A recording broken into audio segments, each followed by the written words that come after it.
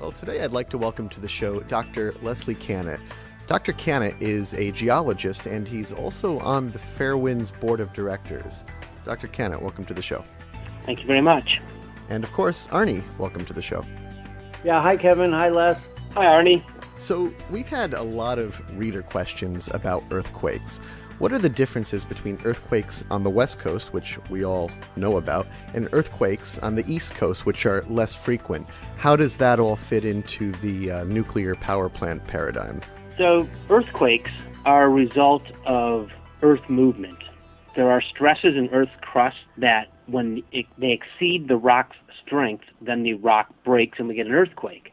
And there are a number of scales that we use to measure. One is the magnitude of the earthquake, and the other is the effects of an earthquake. Now, earthquakes occur all over the planet, yet seem to be most common along plate boundaries. So the west coast of the United States is a plate boundary, and there are numerous earthquakes that occur on the west coast. Yet the eastern seaboard of the U.S. used to be a plate boundary, and there are some seismic zones there that are quite active. What we find that the intensity of the earthquake, that is what one feels, the amount of ground motion, depends on a number of factors, and one is the rock type. So when earthquakes occur on the East Coast, because of the rock type, it's felt for quite great distances, probably 10 times farther than a similar-sized earthquake on the West Coast. As Arnie well knows, of the 104 nuclear power plants in the U.S., most of them, I think all but 8 of them, are what we consider on the East Coast, or the eastern seaboard of the United States, and only 8 of them are on the West Coast. It's important to distinguish the magnitude of an event versus what one feels. So the magnitude of an earthquake is determined by seismographic observations. That means the technology that we have in the ground measure how much energy is released by an earthquake.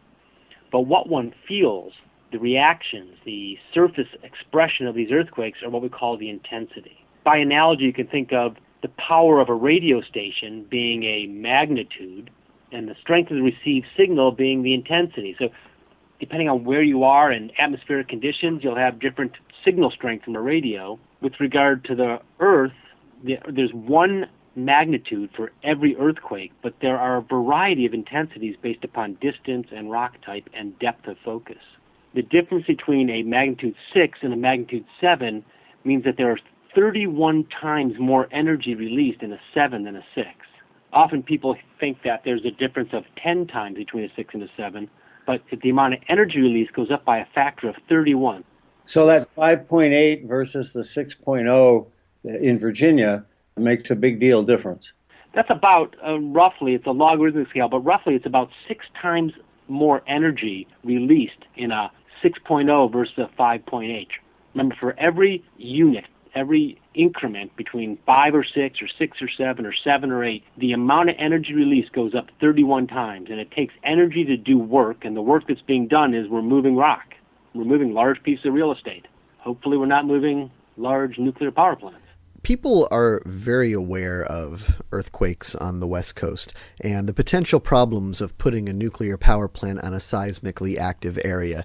And really, when we think about it, we think about nuclear power plants on the West Coast. But who's looking at seismicity with nuclear power plants on the East Coast? There's a group called the Central Eastern U.S. Seismic Source Characterization. It's a group that's put out a really significant, well-thought-out publication back in December of 2011. And the idea there was to look at the relationship of our new understanding of the seismicity in the United States and the presence of nuclear facilities. So I would think that the NRC, the Nuclear Regulatory Commission, and the U.S. Geological Survey are aware of these issues. And indeed, what's happened is, as a result of this study, is we found that the likelihood of some problem has gone up many times, several-fold. Indeed, I think they report that the estimated risk of a problem at a nuclear power plant on the East Coast has tripled based upon our new understanding of seismicity along the East Coast. So, Les, as an engineer, what I want to know is, what's the worst earthquake I have to design against. And let's take a look at the one in Virginia. That was designed for a 6, and the quake that actually hit was a 5.8. So, to my way of thinking, that was close, but it survived.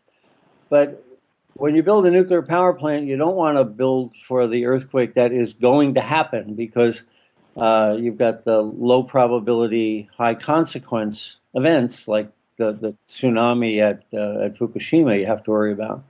So when engineers are told by geologists that a 6 is the worst you can expect in Virginia, and all at once a 5.8 actually happens, does that make you question whether or not you could actually have an earthquake more than a 6? There are several issues you raise there.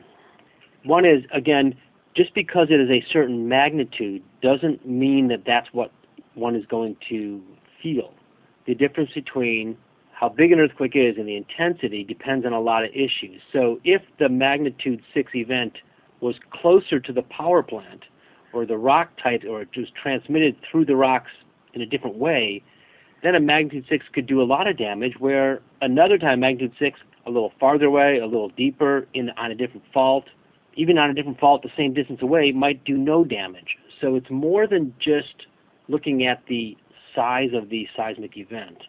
It has to do with the location and the long-term history. What we've done in this recent work on reviewing the seismic risk on the East Coast is we had chosen a time period for which we're going to look at the seismic events. The Virginia quake of August of 2011, the 5.8 quake, which is probably the second largest in this region, wasn't included in the data set. So if it was included, I would think that the risks of accidents or damage to facilities on the East Coast would have been greater. So I think, Arnie, in answer to your question is, all of us are short-sighted and all of us have deadlines. So how far back in time do we want to look, as well as at what point do we say we have enough data to make our choices? And it's risk assessment. Now, I can remember pictures of the spent fuel casks at North Anna, which was the power plant nearest to the earthquake. And these casks weigh more than 100 tons. And you could see where the cask had been on the pad, the concrete pad, and you could see where the cask had moved. And these 100-ton casks were displaced by 4 or 5 inches. Now, the press reported that as the cask moved, but for the physicists out there listening, really, it's like sliding a tablecloth out from underneath a plate on your table. Yeah, the cask didn't move at all. The ground moved 6 inches sideways. Well, yeah, that's the basis behind the seismometers that we use, is that we no longer use a pendulum, but if we had a pendulum fixed on an apparatus and the ground moved, the pendulum would remain motionless and the ground beneath it would move. So sure, what you said is a good way to think about it. The acceleration of the ground is what we measure when we think about earthquakes, is how fast is the ground moving relative to a stable object, and having massive dry cask would certainly want to stay in place as the ground shifts beneath it. When you build a nuclear power plant, you have to worry about how fast the ground moves, but then you have to move that wave up in the building. The higher up in the building you are, the more sway you get in the building. And that's something called the amplified response spectra. The higher up you go, the more the building wiggles. Well, on plants that are this Mark I boiling water reactor design, they've got this enormous weight, the nuclear reactor, and the other enormous weight, the spent fuel pool, way up high in the building. So these Mark I reactors actually pose more of a seismic risk. They're harder to build than other designs where the weight is lower. So, Arnie, are power plants on the West Coast designed any differently than the power plants on the East Coast because of different seismic circumstances? Well, the nuclear reactors themselves are essentially identical. But the more serious the earthquake, the more serious the bracing that goes around the nuclear reactor, like shock absorbers on a car. But the question is not are they built stronger on the West Coast, but have they anticipated the worst earthquake imaginable as opposed to the worst earthquake that happened in the last 100 years? I think what Les said is really important, that you have to go back in history long enough so that you get a proper risk assessment. I really, as a design engineer, I don't care what happened in the last 100 years. I care about what happened in the last 10,000 years because I'm building against a low probability but high consequence event.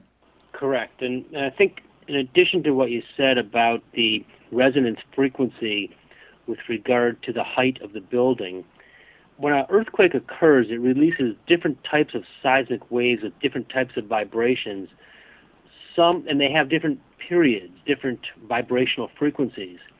Some affect low-rise buildings more, some affect high-rise buildings more. It also depends upon the distance as to what if taller or shorter buildings are affected.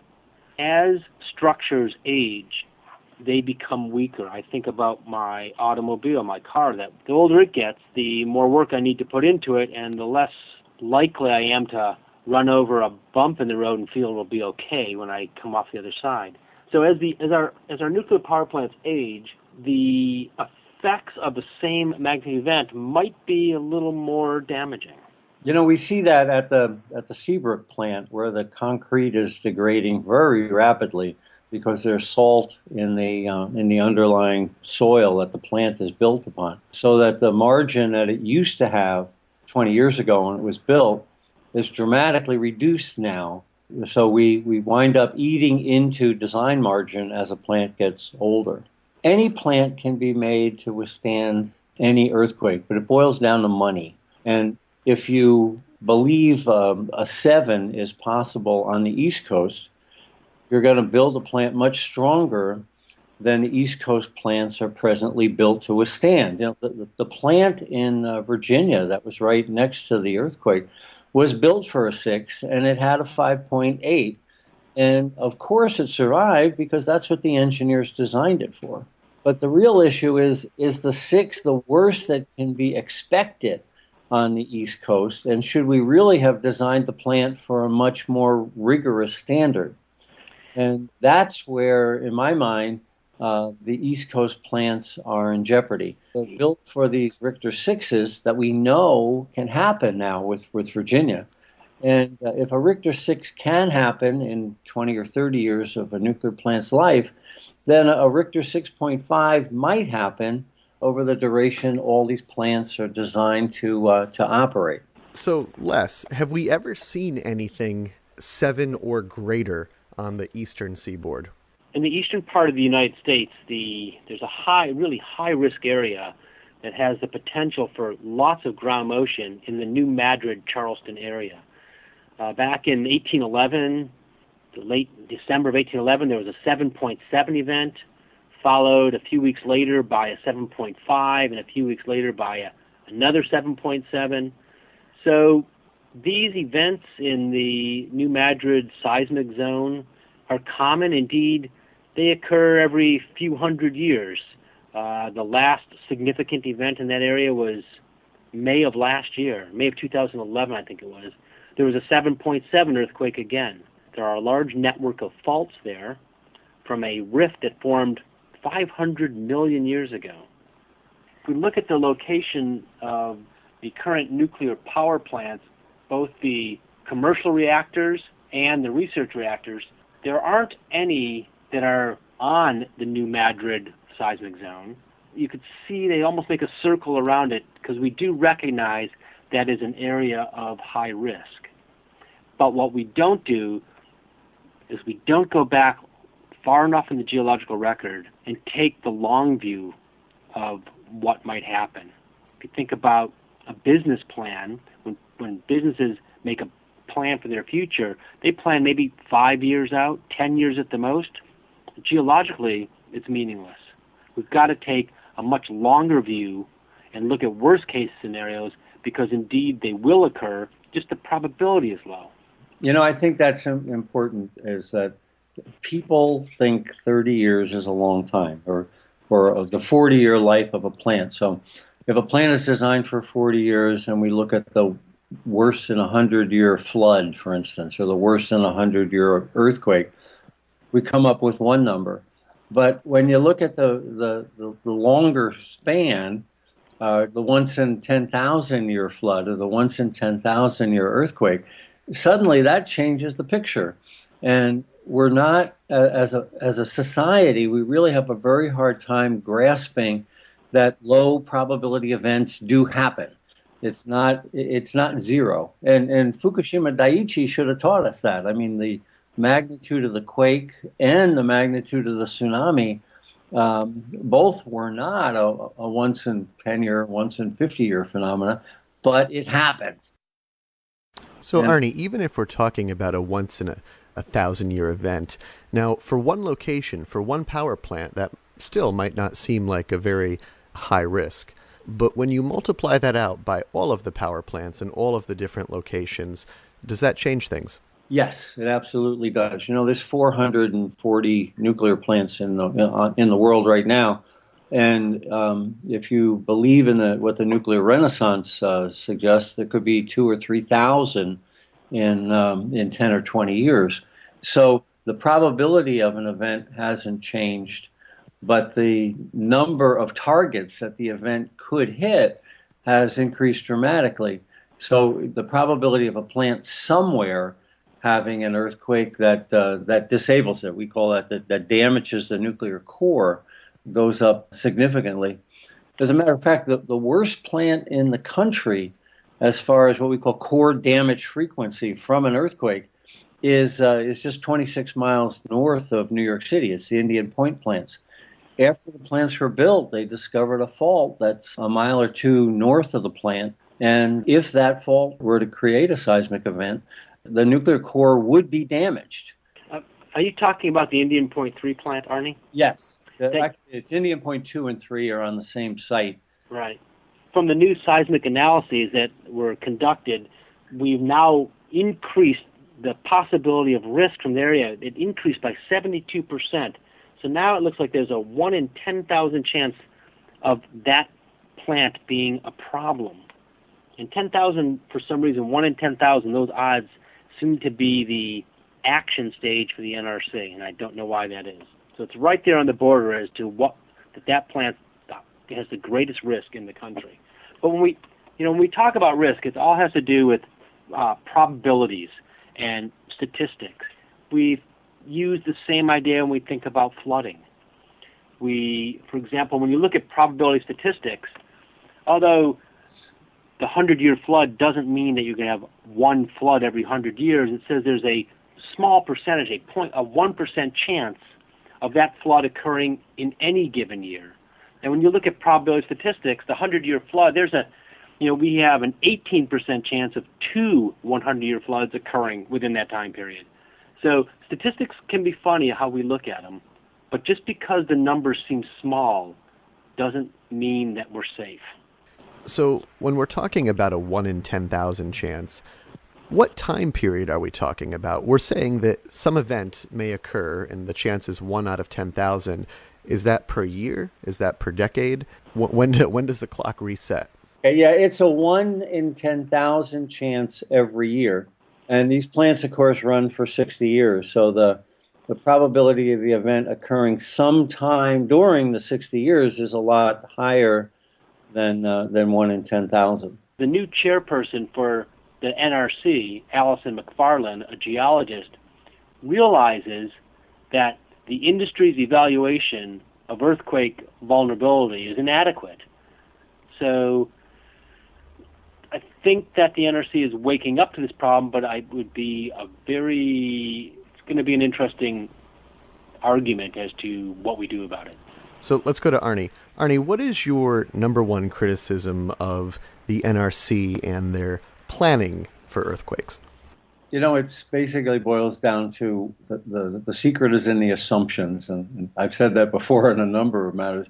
What do they assume is the worst earthquake that can happen? If we look at the Virginia earthquake, for instance, the plant was built for a 6 and it withstood a 5.8, and everybody's happy about that. As an engineer, it survived what it was designed to survive. That proves nothing. The bigger question is, if it had a 5.8, that tells me that there's a chance it could have a 6.5 in its lifetime. Low probability, high consequence. So I don't think the NRC is looking at these low probability, high consequence events, whether it be tsunami risks or earthquake risk or storm surges from severe Atlantic hurricanes. Their blinders are on. As humans, we have a hard time thinking about what's the worst thing that can happen beyond about a 10-year horizon. And the NRC is in that trap as well. So we've been receiving a lot of emails about fracking or hydrofracking and questions about whether or not that could be connected to earthquakes. If fracking can cause earthquakes, which I don't know, do we have to be careful about doing it around nuclear power plants? Les? Fracking, also known as hydraulic fracturing, does cause earthquakes. It's used by industry to increase the porosity and permeability of tight formations so we can extract the resources. It's been used also to dispose of toxic liquid waste that we bury, that we drill deep into the earth, and we pump the fluids down there to get rid of it. We know that also causes earthquakes. It's been a recent paper published in the journal Geology just last month looked at a link between wastewater injection and earthquakes. Indeed, it produced a 5.7 earthquake from wastewater injection. So hydrofracking does cause seismic events. The issue with drilling is we can use directional drilling. So we might go down several hundred meters and then go laterally for several kilometers. And therefore, just because the wellhead is at some distance from in this case, we're concerned about nuclear power plants, it could be that the earthquakes could occur closer to the power plant depending on where the liquids are. These liquids are not just water that we're putting down there, but there are a number of chemicals and also sand is added to keep these fractures open. So certainly, yeah, fracking causes earthquakes. We are aware of that. We've known this for many years. Well, we've got the history on that recently is in Ohio. It's had a whole series of fracking-induced earthquakes in the Richter 3 to Richter 4 range. But there was one in Nebraska at 5.7. So 5.7 is awfully similar to that 5.8 in Virginia. That one, Arnie, was not fracking in the sense of extraction of fuels, which is why fracking is so common now in this country. That was a wastewater injection well that produced a 5.7 out there. It's a little bit different. It's the same idea in the sense that the one in Oklahoma is a 5.7, is wastewater injection. I guess the only difference is the purpose of pumping fluids into the ground. Are we pumping the fluids in the ground because they're too toxic to have near the surface? Are we pumping fluids in the ground to fracture the rock in order to extract some resources? So in either case, high-pressure injection of fluids and chemicals will cause earthquakes. So we've been talking about earthquake risk around nuclear plants and how to protect the reactor and the building and whatnot. But what about earthquake risk around spent fuel storage? How do we store the old fuel? We're talking about a nuclear power plant which may run from 40 to 60 years, but of course the spent fuel will need to be stored and protected for much longer. What is the earthquake risk when it comes to storing spent fuel? The fact that the spent fuel will be in a given area for long periods of time, tens of thousands of years, makes it more likely that a seismic event will occur in that area. We can't build a building that lasts reliably for 100 years, let alone tens of thousands of years. So the issue of the storage of nuclear waste is an ongoing problem that nowhere in the world have we solved. That's where Dr. McFarland's expertise really comes in with the NRC.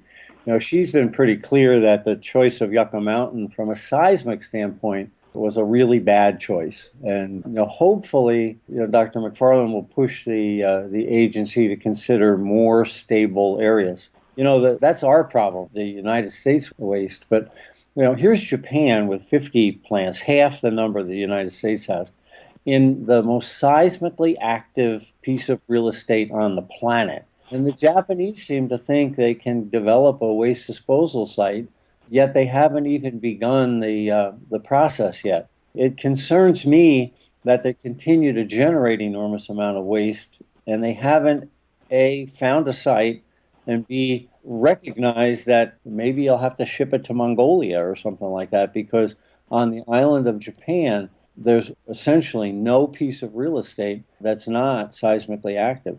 The chairwoman, Dr. McFarland of the NRC, she's on record saying that she believes that a permanent repository can be set up eventually.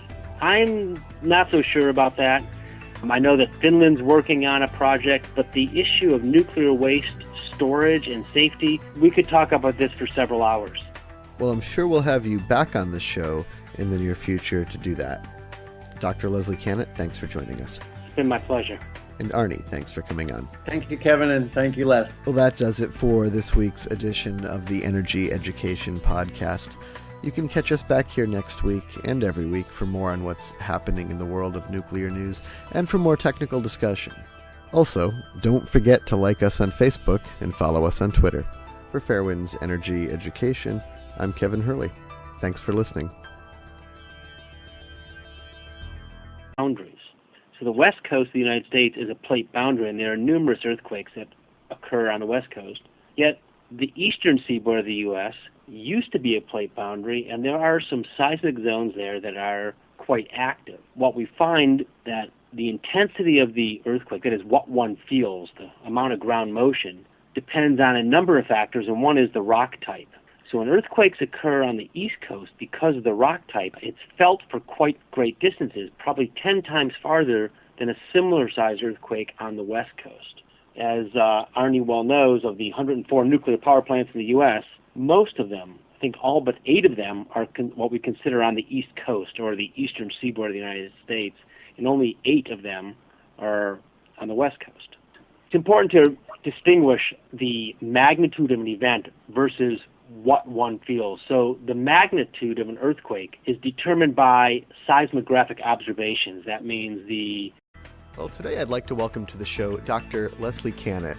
Dr. Kanat is a geologist, and he's also on the Fairewinds Board of Directors. Dr. Kanat, welcome to the show. Thank you very much. And of course, Arnie, welcome to the show. Yeah, hi, Kevin. Hi, Les. Hi, Arnie. So we've had a lot of reader questions about earthquakes. What are the differences between earthquakes on the West Coast, which we all know about, and earthquakes on the East Coast, which are less frequent? How does that all fit into the nuclear power plant paradigm? So earthquakes are a result of Earth movement. There are stresses in Earth's crust that when they exceed the rock's strength, then the rock breaks and we get an earthquake.